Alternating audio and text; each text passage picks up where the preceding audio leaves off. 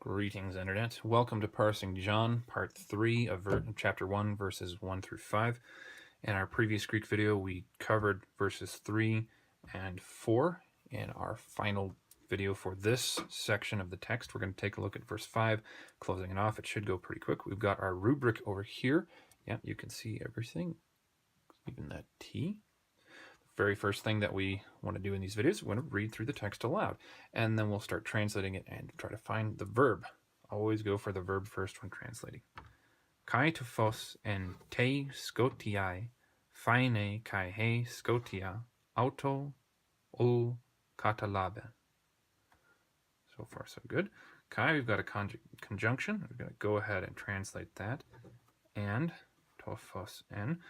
Tophos is the same form as up here, so it could be accusative or nominative singular, but it's not a verb, so we're going to ignore it for the moment. Go down, te skotia, got a preposition, and here's the verb, so we can close off that phrase and tackle that last. You've got a, which is a third-person singular ending, and this means, since we don't have a sigma or anything that would indicate to us that this is future, it's going to be present and active and indicative. So we don't have any special clauses going on with the subjunctive or the optative. And this means shines, or if you prefer, glitters. And I'm going to misspell glitters, sorry. Probably. It's not going to be this one, though. It's just a secondary option. The primary meaning is going to be shines. So we know we're looking for a singular subject, and tophos fits perfectly. It also helps that we've got a prepositional phrase here, and that's all that's left in the sentence. So tophos is kind of our only option for the subject, which means nominative, not accusative, and singular neuter. The light shines. En te skotia. Since we got our sub iota just as back here at arche, we know that this is going to take the dative, and it's going to be singular. And the word itself is, if I remember correctly, it's going to be feminine.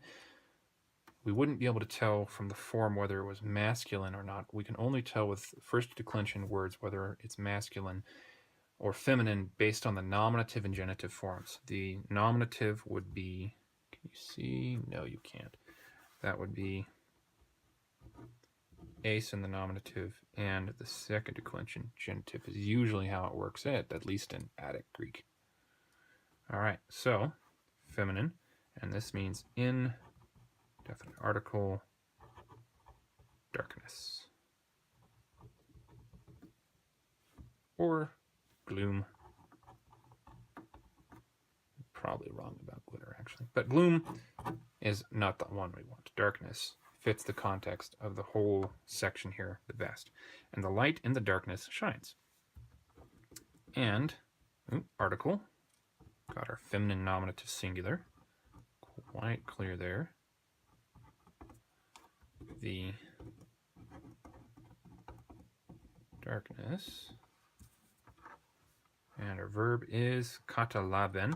We've got our third person singular ending here. And in this case, we don't have a reduplication appearing. This is the aorist form of this verb, and it's going to be active, not middle or passive. That would be slightly different looking, and indicative.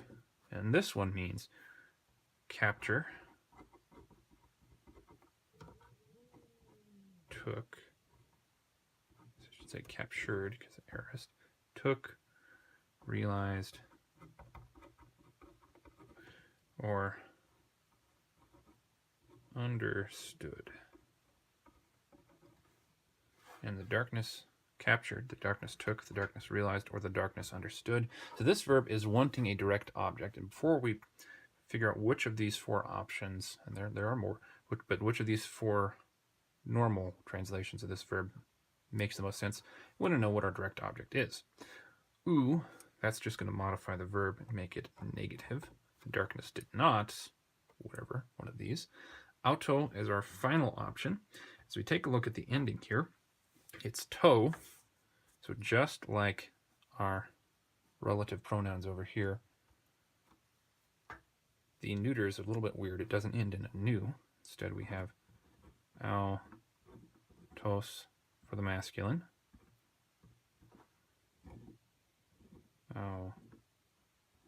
K for the feminine. I think that's where the accent goes. And then auto. So not masculine. There's no sigma. Not feminine, clearly. It's got to be neuter. And of course, that fits as an accusative. Singular. Neuter. And now we just need to figure out, what does auto refer back to? Well, auto has to go back to the previous nearest noun that is not the subject of the sentence. So it can't be scotia. So it's got to be phos. We would say it. And the darkness, it did not capture. Not sure how you would capture light. And the darkness did not take light. That one also doesn't make sense in context. Instead, understood is going to be the one that fits the best in the context of all of these verses. So we're going to underline that, and we're going to change it from stood to stand.